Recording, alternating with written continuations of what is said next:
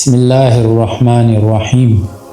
حضرت علامہ ابن جوزی رحمۃ اللہ علیہ اپنی کتاب میں لکھتے ہیں، ابن نجیح نے ایک بااعتماد دوست کا واقعہ بیان کیا ہے کہ ایک رات میں نے خواب میں دیکھا میرے گھر کے قریب جو قبرستان ہے، اس قبرستان کے مردے اپنی قبروں سے نکلے ہیں اور ایک جگہ اکٹھے ہو رہے ہیں، حتیٰ کہ تمام اہل قبور ایک جگہ جمع ہو گئے۔ پھر انہوں نے گریہ زاری شروع کر دی اور گڑ گڑا کر دربار الہی میں دعا کرتے ہیں، یا اللہ تو فلاں عورت جو صبح مر گئی ہے وہ ہمارے قبرستان میں دفن نہ ہو، یا اللہ ہمیں اس سے بچا لے۔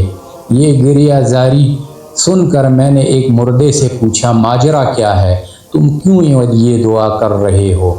اس نے بتایا، جو عورت آج مری ہے جہنمی ہے، اگر یہ ہمارے قبرستان میں دفن کر دی گئی تو ہمیں اس کا عذاب دیکھنے میں تکلیف ہوگی، اس لیے ہم گریہ وزاری کر رہے ہیں اور گڑ گڑا کر دعا مانگ رہے ہیں۔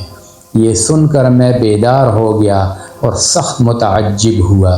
صبح ہوئی تو قبرستان کی طرف نکلا اور دیکھا کہ گورکن قبر کھود چکے ہیں۔ میں نے ان سے پوچھا، یہ کس کے لیے بنائی گئی ہے؟ انہوں نے بتایا کہ ایک مالدار تاجر کی بیوی فوت ہو گئی ہے، یہ اس کے لیے قبر کھودی گئی ہے۔ میں نے ان کو رات والا منظر بتا دیا۔ قبر کھودنے والوں نے یہ واقعہ سن کر قبر بند کر دی۔ اب میں انتظار کرنے لگا کہ کیا ہوتا ہے۔ تھوڑی دیر گزری تو چند آدمی آئے اور گورکنوں سے پوچھا، قبر تیار ہو گئی؟ انہوں نے جواباً کہا، یہاں قبر نہیں بن سکتی کیونکہ نیچے کیچڑ ہے۔ وہ آدمی یہ سن کر دوسرے ڈیرے پر چلے گئے، چونکہ وہاں بھی خواب والی بات پہنچ چکی تھی، اس لیے انہوں نے بھی قبر کھودنے سے انکار کر دیا۔ پھر وہاں سے وہ آدمی کسی دوسرے قبرستان چلے گئے اور وہاں قبر بنوائی۔ پھر میں جنازے کی آمد کا انتظار کرنے لگا۔ پھر اچانک شور اٹھا کہ جنازہ آ رہا ہے۔ میں بھی جنازے کے ساتھ ہو گیا۔ جنازے کے ساتھ ایک جم غفیر تھا۔ میں نے جنازے کے پیچھے ایک خوبرو نوجوان کو دیکھا۔ میرے پوچھنے پر بتایا کہ اس عورت کا بیٹا ہے، اس کی اور اس کے باپ کی تعزیت کی جا رہی تھی۔ جب میت دفن کر دی گئی تو میں ان دونوں کے قریب گیا اور کہا، میں نے رات کو ایک خواب دیکھا ہے، اگر اجازت ہو تو بیان کر دوں؟ یہ سن کر باپ نے یعنی مرنے والی کے خاوند نے کہا، مجھے خواب سننے کی ضرورت نہیں، لیکن لڑکے نے کہا، سنائیے۔ میں اسے تخلیے میں لے گیا اور خواب بیان کر دیا۔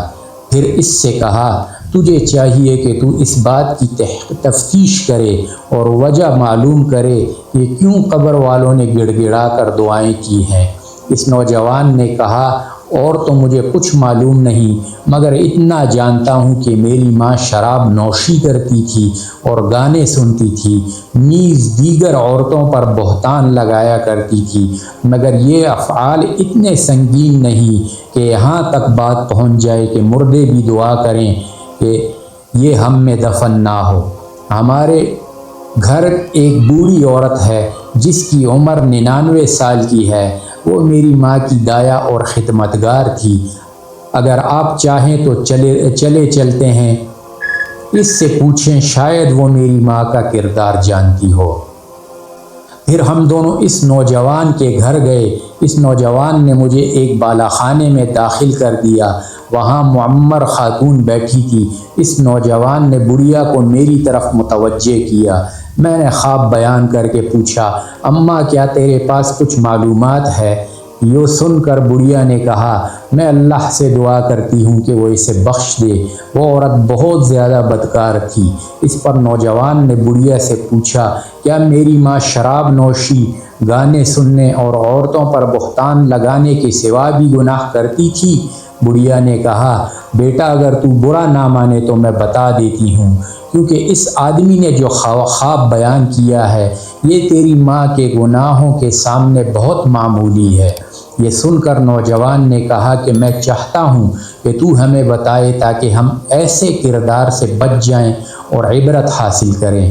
یہ سن کر بڑھیا رونے لگی خدا تعالیٰ جانتا ہے کہ میں کئی سال سے توبہ کر چکی ہوں اور مجھے امید تھی کہ تیری ماں بھی توبہ کر لے گی، مگر اس نے توبہ نہیں کی۔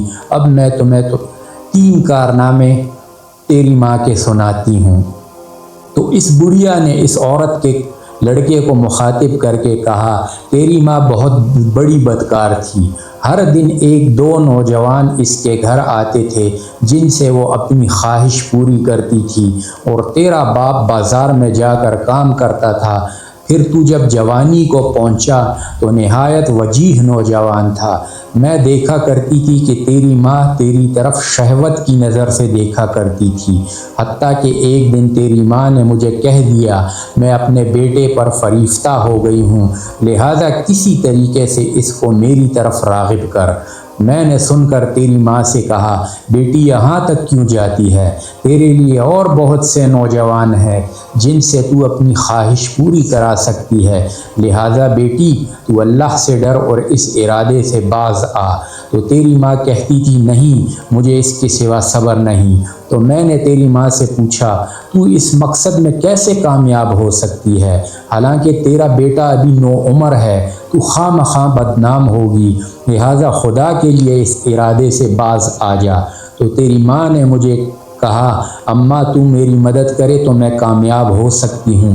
میں نے پوچھا، کیا حیلہ کیا جائے؟ تو تیری ماں نے کہا، فلاں گلی کے مکان میں ایک عرضی نویس ہے، وہ رقعے لکھ کر مردوں کو عورتوں سے ملاپ کراتا ہے اور اجرت لیتا ہے۔ تو اس کو کہہ کر کہ وہ میرے بیٹے کو تحریر لکھے اور نام لیے بغیر کہے کہ ایک دوشیزہ تجھ سے محبت کرتی ہے اور وہ تجھ سے فلاں جگہ فلاں وقت پر ملاپ چاہتی ہے۔